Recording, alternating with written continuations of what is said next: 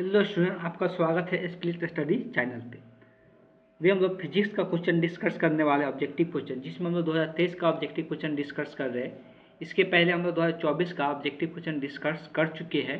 तो अगर आप उस वीडियो को नहीं देखें तो ज़रूर जाकर देखें पहले, सबसे पहले इसलिए कि देखने के बाद ही आगे का वीडियो और ज़्यादा अच्छे समझ में आएगा। इसलिए कि बहुत सारे कॉन्सेप्ट उसमें बताया गया है और किस किस प्रकार का क्वेश्चन आ सकता है, सारी चीज़ें डिस्कस किए गए हैं।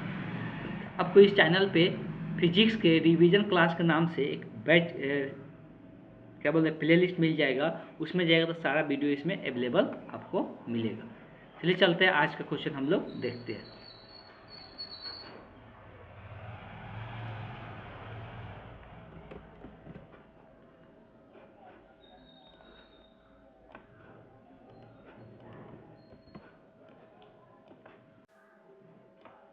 तो इस क्वेश्चन में पूछा है कि एक ही तरंगदैर्ध्य वाले इलेक्ट्रॉन और फोटोन है, तो उसके भौतिक राशि कौन सा समान होगा, इसमें से कौन सा समान होगा बताना है। देखिए, ये बात जो दिया हुआ है तरंग इलेक्ट्रॉन और फोटोन के बारे में। फोटोन क्या होता है? प्रकाश की जो लाइट होता है, तो उसके सबसे छोटे पार्टिकल को फोटोन नाम दिया गया था, जिसका कुछ द्रव्यमान भी माना जाता है। तो उसी के केस में बताया जा रहा है कि इलेक्ट्रॉन और फोटोन जो होता है, उस दोनों का तरंगदैर्ध्य सेम है, तो कौन सा राशि समान देखने को मिलेगा बताना है। तो डी ब्रोगली द्वारा एक समीकरण दिया गया था, जो कि समीकरण था लैम्डा बराबर h/mv।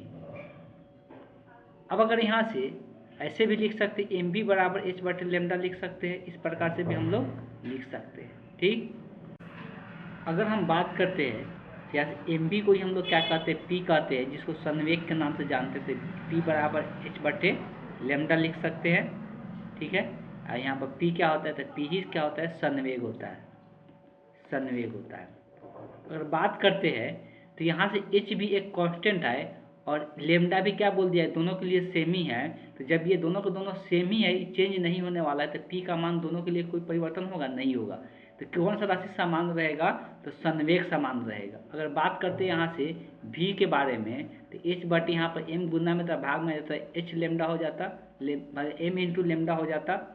अब यहाँ पे क्या दिक्कत आता, तो यहाँ पे दोनों का द्रव्यमान अलग अलग हो जाता है, इलेक्ट्रॉन के लिए फोटोन के लिए। इसलिए ये भी का मान अलग अलग हो जाएगा। क्या हो जाएगा, भी का मान अलग अलग हो जाएगा। इसलिए वेग समान नहीं हो सकता है, और जब वेग समान नहीं होगा तो ऊर्जा भी समान नहीं होगा। इसलिए ऊर्जा जो होता है ½ mv² होता है, तो ये भी पर डिपेंड करता है, तो ये भी समान नहीं होगा। तो कौन सी समान हो सकता है, तो संवेग समान यहाँ पर देखने को मिलेगा कि दोनों का संवेग क्या हो सकता है, समान हो सकता है।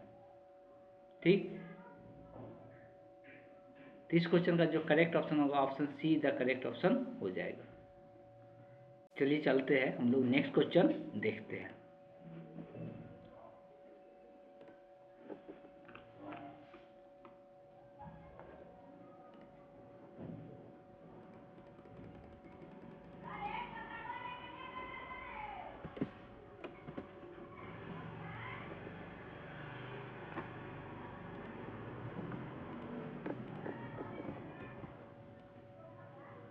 अगर क्वेश्चन दिया है नाभिकीय रिएक्टर के बारे में, इसको भी हम लोग थोड़ा सा डिटेल में चर्चा कर लेंगे नाभिकीय रिएक्टर के बारे में।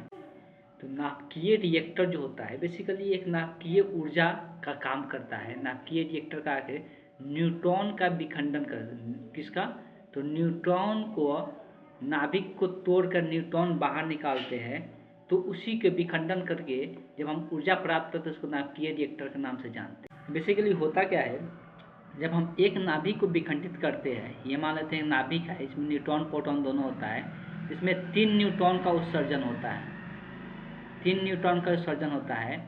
फिर इस वाले को अगर विखंडित करते हैं तो इससे 3 बनता है, फिर इससे 3, इससे 3। तो इस तरह से नाभिकीय विखंडन एक क्या होता है, रिएक्टर, एक नाभिकीय रिएक्टर की तरह काम करता है। इसी को नाभिकीय विखंडन में हम लोग कहते हैं। तो इसमें बहुत ज़्यादा ऊर्जा मुक्त होता है। इस न्यूट्रॉन को कंट्रोल करना जरूरी होता है। इस न्यूट्रॉन को कंट्रोल करने के लिए महत्वपूर्ण 2 चीज़ें लगाया जाता है। एक हम लोग जो यूज करते हैं इसको कंट्रोल करने के लिए, एक मंदक का प्रयोग करते हैं। किसका प्रयोग करते हैं, तो एक मंदक का प्रयोग करते हैं। मंदक के रूप में क्या कहिए, कभी कभी क्वेश्चन पूछता है, इसलिए यहाँ पर जरूरी है। मंदक मतलब होता है धीमा कर देना। तो ये मंदक के लिए गति को क्या कर देता है, ये धीमा कर देता है। इसके लिए क्या क्या इस्तेमाल किया जाता था, मंदक के लिए जो बेसिकली पदार्थ इस्तेमाल किया जाता है, एक तो होता है भारी जल का प्रयोग किया जाता है। भारी जल किसको बोलते हैं, D2O को बोलते हैं, D2O को बोलते हैं भारी जल। एक तो भारी जल का प्रयोग किया जाता है। दूसरा अगर बात करते हैं भारी जल के साथ और किसका प्रयोग किया जाता है, तो भारी जल पूरा लिख लेते हैं। उसके बाद जो प्रयोग किया जाता है, ग्रेफाइट का प्रयोग किया जाता है। ग्रेफाइट का प्रयोग करते हैं। बात करेंगे तो बेरिलियम ऑक्साइड का प्रयोग करते हैं। बेरिलियम ऑक्साइड का प्रयोग करते हैं। बेरिलियम ऑक्साइड, ये पदार्थ ध्यान में रखना है। ये भारी जल ग्रेफाइट बेरिलियम ऑक्साइड का प्रयोग करते हैं, किस लिए, मंदक के रूप में। किसके लिए, मंदक के रूप में। दूसरा इसमें एक और चीज इस्तेमाल किया जाता है, नियंत्रक। एक और क्या इस्तेमाल किया जाता है, नियंत्रक। अब नियंत्रक में हम लोग कौन सा, जो नियंत्रक होता है ना, ये न्यूट्रॉन को अवशोषण करने का काम करता है। क्या काम करता है, न्यूट्रॉन को ये अवशोषण करने का काम करता है। तो अवशोषण के रूप में कौन कौन सा पदार्थ यूज किया जाता है, वो भी कभी कभी पूछ लिया जाता है। तो इसमें याद रखना है कि रिएक्टर में दीवार के कुछ छड़ लगा रहता है। छड़ जो होता है किसका होता है, तो कैडमियम का होता है। कैडमियम का छड़ का प्रयोग किया जाता है। कैडमियम के छड़ का प्रयोग किया जाता है, कैडमियम के छड़। तो इसको थोड़ा ध्यान में रखना है। तो कैडमियम का छड़ का इस्तेमाल करते हैं, न्यूट्रॉनों का अवशोषण करने के लिए इस्तेमाल किया जाता है। ठीक, तो कभी भी दोनों में से कोई भी पूछ लिया जाता है तो ध्यान में रखना है। अब यहाँ मंदक के रूप में एक न्यूट्रॉन का मंद करना, मतलब उसको गति को कम करने के लिए, तो पहला जो ऑप्शन है वही इसका करेक्ट ऑप्शन हो जाएगा। इससे रिलेटेड चीज़ें यहाँ पे था जिसको ध्यान में रखना जरूरी था। चलिए चलते हम लोग नेक्स्ट क्वेश्चन देखते हैं।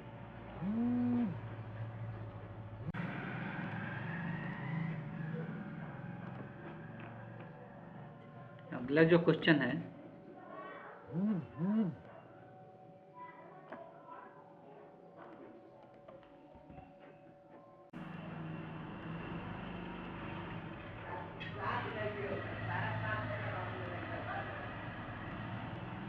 इस क्वेश्चन में पूछा है कि पी प्रकार के अर्धचालकों के लिए अशुद्धि तत्व क्या डाला जाता है। ये सब जब हम पढ़ा रहे थे फिजिक्स में, उस टाइम बहुत बार बोले होंगे कि ये सारे चीज़ें क्या है, इंपॉर्टेंट है, इसको याद रखना जरूरी है। थोड़ा सा अगर पी टाइप और एन टाइप के बारे में बात करते हैं, थोड़ा सा हम लोग डिस्कशन को यहाँ पर बढ़ाएंगे, इसलिए कि चर्चा करना जरूरी है। तो दो प्रकार के हम लोग अर्धचालक के बारे में बात करते हैं। सबसे पहले पी प्रकार का बात करते हैं। पी का मतलब हम मान के चलते हैं पॉजिटिव, मतलब यहाँ पे होलों की संख्या क्या होती है, ज़्यादा होती है। तो पी टाइप में सबसे पहला पॉइंट याद रखना है कि इसमें किसका अधिकता ज़्यादा होता है, किसका ज़्यादा मात्रा में देखने को मिलता है, तो होलों की संख्या इसमें ज़्यादा होता है। होल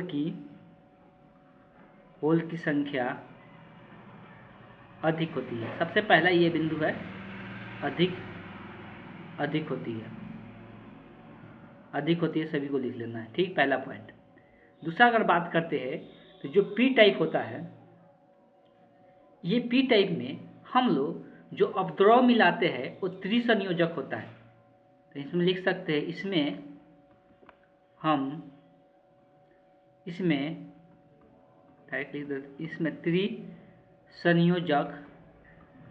त्रिसंयोजक अपद्रव मिलाते हैं। अपद्रव क्यों मिलाते हैं, सभी को पहले से पता भी होगा, इसके चालकता बढ़ाने के लिए इसमें त्रिसंयोजक अपद्रव मिलाते हैं। त्रिसंयोजक मतलब जिसका संयोजकता कितना होता है, 3 होता है। ठीक, तो इसमें अपद्रव के रूप में क्या क्या मिलाते हैं, अगर एग्जाम्पल लेते हैं कि अपद्रव के रूप में क्या क्या मिलाते हैं, यहाँ से ये इंडिकेट कर देते हैं। तो अपद्रव के रूप में हम लोग मिलाते हैं इसमें इंडियम मिलाते हैं, बोरॉन मिलाते हैं, और अगर बात करेंगे तो एल्युमिनियम मिलाते हैं। तो ये 3 महत्वपूर्ण तत्व का नाम याद रखना है, जो कि अपद्रव के रूप में किस में मिलाते हैं, पी टाइप अर्धचालक में मिलाते हैं। अगर हम लोग बात करते हैं दूसरा एन टाइप अर्धचालक, एन प्रकार का बात करेंगे, इसमें हम लोग, इसमें क्या होता है, तो इसमें इलेक्ट्रॉनों की संख्या ज़्यादा होता है। इसमें किसका संख्या ज़्यादा होता है? इलेक्ट्रॉन। उसमें होलों की संख्या ज़्यादा होता है, इसमें इलेक्ट्रॉनों की संख्या ज़्यादा होता है। इलेक्ट्रॉनों की संख्या अधिक होती है। इलेक्ट्रॉनों की संख्या अधिक होती है। दूसरा बिंदु इसमें याद रख सकते हैं कि जो पी टाइप होता है, इसमें पी टाइप में इसमें संयोजकता कितने संयोजकता वाले तत्वों को मिलाते हैं? तो 5 संयोजकता वाले तत्वों को मिलाते हैं। इसमें 5 संयोजकता वाले तत्वों को मिलाते हैं। तो इसमें लिख सकते हैं इसमें 5 संयोजकता वाले तत्वों को मिलाते हैं। अब 5 संयोजकता वाले तत्व कौन कौन मिलाते हैं? एग्जाम्पल के रूप में क्या क्या याद रखना है? तो एग्जाम्पल के रूप में याद रखना है एंटीमनी। क्या मिलाते हैं? एंटीमनी। दूसरा एंटीमनी को एसबी से दिखाते हैं, ये भी ध्यान में रख सकते हैं। एंटीमनी या आर्सेनिक को हम लोग ए से दर्शाते हैं। आर्सेनिक या फास्फोरस को मिलाते हैं। फास्फोरस को हम लोग पी से दर्शाते हैं। तो यही सब तत्व है जो 5 संयोजकता वाले होते हैं, जो अपद्रव के रूप में इसमें मिलाया जाता है। अपद्रव के रूप में मिलाया जाता है। अब यहाँ पर पूछा क्वेश्चन गया। अब यहाँ से देखिए बहुत सारे क्वेश्चन निकल गया। एक तो होलो की संख्या हो सकता है, पूछ सकता है कि इसमें पी टाइप में होलो की संख्या अधिकता होता है कि इलेक्ट्रॉन की संख्या। तो होल की संख्या ध्यान में रखना है। संयोजकता के बारे में बोल सकते हैं पी टाइप कौन सा संयोजकता है? 3 संयोजकता होता है कि 5 संयोजकता वाले होते हैं। हो सकता है अब यहाँ पर एन टाइप वाले का कोई एग्जाम्पल पूछ दे, पी टाइप वाला का नहीं पूछ के। यहाँ पर पूछा एन पी टाइप में था। पी टाइप में हम लोग एंडियम, बोरॉन और एल्युमिनियम मिलाते हैं। तो इसमें चेक कर लेते हैं कौन सा है। तो बोरॉन ऑप्शन में है, तो option A the correct option हो जाएगा इस क्वेश्चन का। तो इस तरह से कॉन्सेप्ट के साथ ये सब चीज़ें पढ़ना पड़ेगा साथ में, तभी जाकर ऑब्जेक्टिव में अच्छे नंबर ला सकते हैं। ठीक है, चलिए चलते हैं, हम लोग नेक्स्ट क्वेश्चन देखते हैं।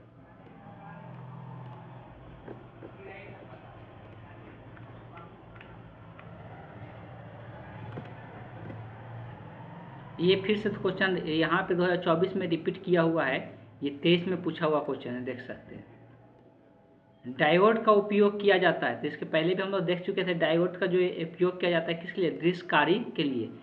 अर्ध दृश्यकारी या पूर्ण दृश्यकारी के बारे में समझा दिया गया था, जो कि क्या करता है? एसी से डीसी में कन्वर्ट करता है। जो क्या करता है? एसी से डीसी में। तो ये रिपीटेशन क्वेश्चन है, इसलिए हम डायरेक्ट इसका आंसर बता रहे हैं। Option D the correct option हो जाएगा। चलिए चलते हैं, हम लोग नेक्स्ट क्वेश्चन देखते हैं।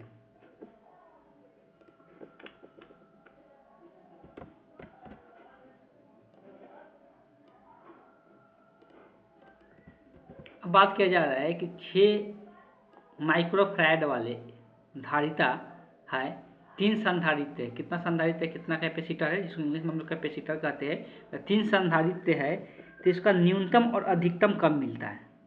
अब देखिए, संधारित्र को अगर हम लोग समांतर क्रम बोलते हैं, समांतर क्रम संधारित्र किस प्रकार? समांतर क्रम में उसका तुल्य कैसे निकालते हैं?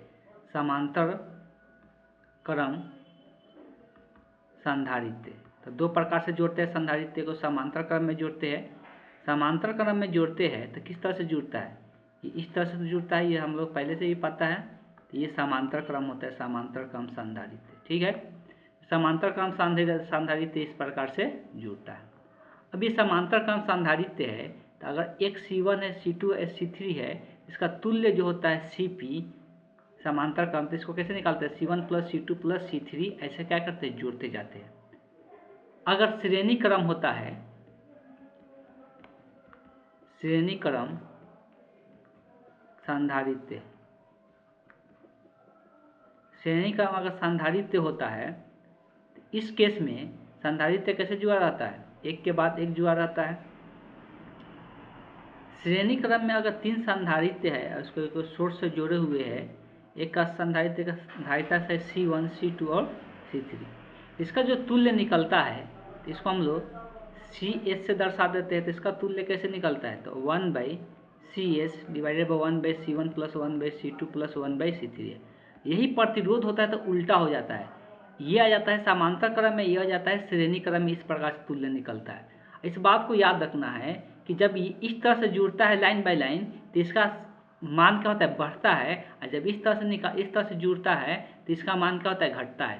तो समांतर क्रम संधारित्र में जो तुल्य धारिता होता है उसका मान बढ़ जाता है, लेकिन श्रेणी क्रम संधारित्र में जो तुल्य धारिता होता है उसका मान घट जाता है। यही उल्टा हो जाता है किसके लिए, प्रतिरोध के लिए। प्रतिरोध के लिए समांतर क्रम प्रतिरोध में मान क्या हो जाता है, घट जाता है, और श्रेणी क्रम में बढ़ जाता है। लेकिन यहाँ पे उल्टा होता है, क्या होता है, समांतर क्रम में बढ़ जाता है और श्रेणी क्रम में घट जाता है।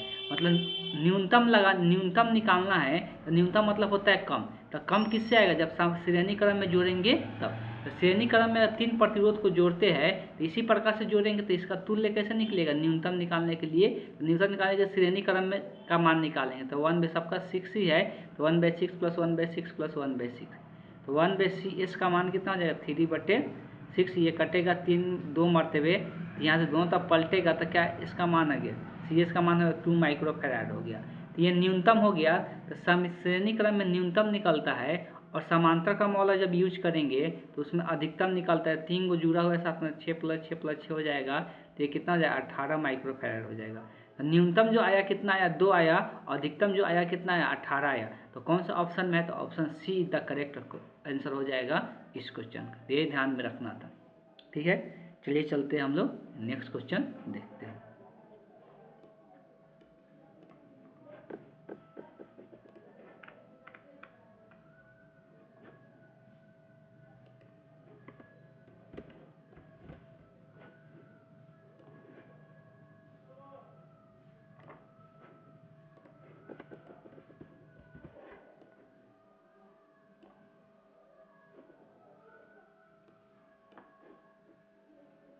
इसमें देखिए प्रत्यवर्ती धारा का समीकरण दिया हुआ है, प्रत्यवर्ती धारा का समीकरण दिया हुआ है, जिसमें बोला गया है क्या ज्ञात करने के लिए, तुम रूट मीन स्क्वायर धारा निकालना है।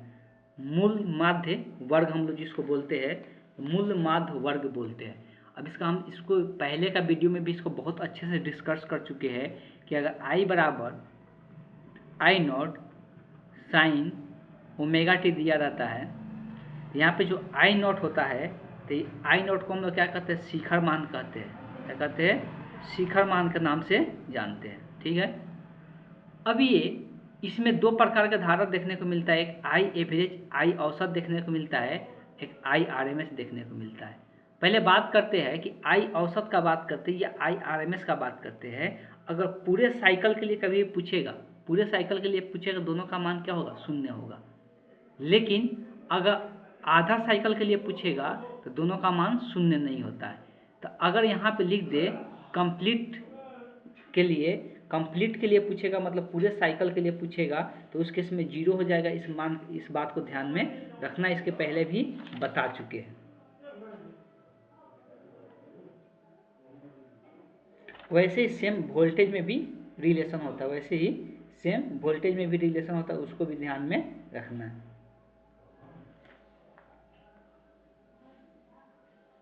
इसमें दे दिया, अच्छा हाफ चक्र दिया हुआ, पूर्ण चक्र दिया हुआ है, ठीक। तो हाफ चक्र और पूर्ण चक्र के रूप में ध्यान में रखना है। तो पहले अगर हम पूर्ण चक्र के लिए लिख देते, इसके पहले भी ये सब चीज़ें चर्चा कर चुके हैं। पूर्ण चक्र, जब ये पूर्ण चक्र के लिए बात करेगा तो I एवरेज का भी मान 0 हो जाएगा, I RMS का भी मान 0 हो जाएगा। लेकिन अगर बात किया जाए अर्ध चक्र के लिए बात किया जाएगा, तो अर्ध चक्र के केस में I एवरेज का जो मान होता है वो होता है कितना, तो 2I0/π होता है, 2I0/π होता है। इसको दशमलव में लगभग लिखा जाता है 0.6637 I0 के बराबर होता है। अगर I RMS का बात करते हैं तो I RMS जो होता है वो होता है I0/√2 होता है। वो क्या होता है, I0/√2 होता है। अब यहाँ पर पूछा है, सबसे पहले तुलना करेंगे तो यही जो साइन के आगे रहता है वो I0 का मान होता है। इससे अगर तुलना करते हैं तो I0 का मान क्या हो जा रहा है, 60 हो जा रहा है। अगर इसमें लिखा नहीं है कि ये पूर्ण चक्र के लिए है कि अर्ध चक्र के लिए, जब ऐसा नहीं लिखा हुआ है, अगर हम अर्धचक्रीय मान के भी अगर IRMS निकालते हैं, मूल्य मध्य वर्ग निकालते हैं, तो इसका मान क्या हो जाएगा 60/√2 हो जाएगा, जो कि ऑप्शन में है ही नहीं। इसका मतलब ये क्या है कि ये पूर्ण चक्र के लिए पूछा है। अब पूर्ण चक्र के लिए IRMS का मान कितना होता है? पूर्ण चक्र के लिए IRMS का मान 0 हो जाएगा। इसका आंसर, इस क्वेश्चन का टिक क्या करना है? Option D. लेकिन इसमें लिखना चाहिए था कि अर्धचक्र के लिए है कि पूर्ण चक्र के लिए। ठीक, तो इसमें क्वेश्चन में भी थोड़ा बहुत मिस्टेक माना जा सकता है। तो ऐसे इस क्वेश्चन का आंसर अगर यहाँ पर दोनों को दोनों निकाल रहे तो ऑब्वियस है कि ये ऑप्शन में है नहीं, तो यही ऑप्शन सही होगा इसके अनुसार पूर्ण चक्र के लिए। तो option D the correct option हो जाएगा। चलिए चलते हम लोग नेक्स्ट क्वेश्चन देखते हैं।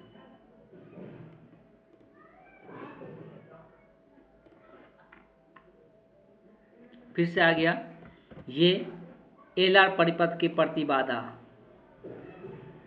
इम्पीडेंस, ये बार बार बता भी रहे और फिर से आ भी रहा है। जो टेबल बुक में हम चाहे लिखवाए हैं उसको अगर याद जब तक नहीं करते हैं, ये छोड़ने वाला नहीं है। ये याद करना ही पड़ेगा टेबल को, और याद करके पूरा रट जाना ही पड़ेगा। इसमें प्रतिबाधा निकाला जाता है, प्रतिबाधा कलांतर और गुणांक, 3 चीज़ें बहुत इंपॉर्टेंट है। आर सर्किट के लिए, प्रेरक के लिए, संधारित्र के लिए, LR परिपथ के लिए, ये सब के लिए पहले भी हम लिखवा चुके हैं। हम लोग बात करते हैं अगर जेड का मान, तो जेड का मान सभी के लिए अगर बात किया जाए, यहाँ पर प्रतिबाधा पर LR सर्किट के लिए पूछा है। आर के लिए प्रतिबाधा का बात किया जाए, सिर्फ आर के लिए, तो आर के लिए जो प्रतिबाधा होता है जेड का मान कितने के बराबर होता है? आर के सिर्फ पर बराबर होता है। अगर हम बात करते हैं यहाँ पर सिंपली यही खाली प्रतिबाधा को हम लिख रहे हैं। अगर हम लोग प्रेरकत्व की बात करते हैं, प्रेरकत्व मतलब सिर्फ एल के लिए बात करते हैं, प्रेरकत्व मतलब क्या? एल के लिए, तो जेड का मान जो होता है ओमेगा इंटू एल होता है, जिसको हम लोग एक्स एल से भी दर्शाते ये बताए थे। वैसे ही अगर सी सर्किट के लिए बात करेंगे, जिसको धारिता संधारित्र हम लोग कहते हैं, तो सी सर्किट के लिए बात करते हैं, तो उसमें जो जेड का मान होता है 1/ओमेगा इंटू सी होता है, जिसको हम लोग एक सी से दर्शाते हैं। वैसे ही अगर हम लोग बात करते हैं LR परिपथ, इसके लिए LR परिपथ, इसमें L और R दोनों आ जाता है। तो इसमें क्या होता है? रूट के अंदर में L वाला केस करते हैं। L को हम लोग क्या माने? एक्सएल माने, तो एक्सएल का स्क्वायर, और R क्या है? तो R की जगह R ही है, तो R का स्क्वायर हो जाएगा। तो यही हो जाता है प्रतिबाधा, और इसमें एक्सएल का मान रख देते तो इसको लिख सकते omega square L square plus R square भी लिख सकते हैं। वैसे ही अगर LC परिपथ के लिए बोला जाए, LC परिपथ के लिए जेड का मान वैसे ही निकलेगा, क्या हो जाएगा? एक्सएल के स्क्वायर, इसलिए L और C भी एक दूसरे क्या होते हैं? हाँ, यहाँ पे ये एक दूसरे के विपरीत नहीं होते हैं, इसलिए यहाँ पर ये 90 डिग्री पर नहीं होते हैं, इसलिए इस जेड का मान डायरेक्ट निकलता है। क्या होता है इसका? तो XL माइनस XC होता है, और XL का मान है ओमेगा इंटू एल, माइनस ये हो जाएगा 1/ओमेगा इंटू सी हो जाएगा। यही जेड का मान हो जाएगा। सेम वैसे ही अगर हम लोग बात करते हैं एक और LC सर्किट के लिए, LC के तो हो गया, RC सर्किट के लिए, किसके लिए? RC सर्किट के लिए, तो जेड का मान ये भी एक दूसरे के लंबवत ही होते हैं, तो इसमें भी क्या होगा? रूट के अंदर आएगा, जब भी लंबवत होगा तो R स्क्वायर प्लस C के लिए हम लोग क्या लिखते हैं? XC के स्क्वायर हो जाएगा। अब यहाँ से मान रख सकते हैं R स्क्वायर, और XC का मान होता है 1/ओमेगा, ओमेगा स्क्वायर का हो जाएगा, C स्क्वायर होगा, तो यही हो जाएगा। तो ये जेड का मान हो जाएगा प्रतिबाधा। कभी कभी तीनों सर्किट के लिए आ जाता है LCR में तीनों आ गया, तो इस केस में जो प्रतिबाधा होता है इसको भी याद रखा जाए कि R square plus omega L minus 1/ओमेगा सी के द होल स्क्वायर होता है। तो ये सारे प्रतिबाधा ध्यान में होना चाहिए, ये सबका प्रतिबाधा याद होना चाहिए। ठीक, और याद क्या, समझ में भी आना चाहिए। कॉन्सेप्ट भी बताया था इसके पीछे कि कैसे ये निकाला जाता है। अगर ये टॉपिक अगर आपसे छूटा हुआ है तो ज़रूर पहले जाके मैं फिजिक्स का क्लास 12 का फिजिक्स का प्लेलिस्ट आपको मिल जाएगा, उसमें जाकर ये चैप्टर को पढ़ सकते हैं। उसमें डिटेल समझाया गया है कैसे प्रतिबाधा निकाला जाता है। ठीक, तो इस क्वेश्चन का जो करेक्ट ऑप्शन होगा, LR के लिए पूछा है, तो LR के लिए जो प्रतिबाधा होता है √R square plus omega square L square है, तो option D the correct option हो जाएगा। चलिए चलते हैं हम लोग नेक्स्ट क्वेश्चन देखते हैं। देख लेते हैं नेक्स्ट क्वेश्चन क्या है, नहीं तो अगले क्लास में हम लोग देखेंगे आगे क्वेश्चन। हाँ ठीक है, इसके आगे का जो क्वेश्चन हम लोग अगले क्लास में देखते हैं। आज की क्लास को यहीं पर हम एंड करेंगे।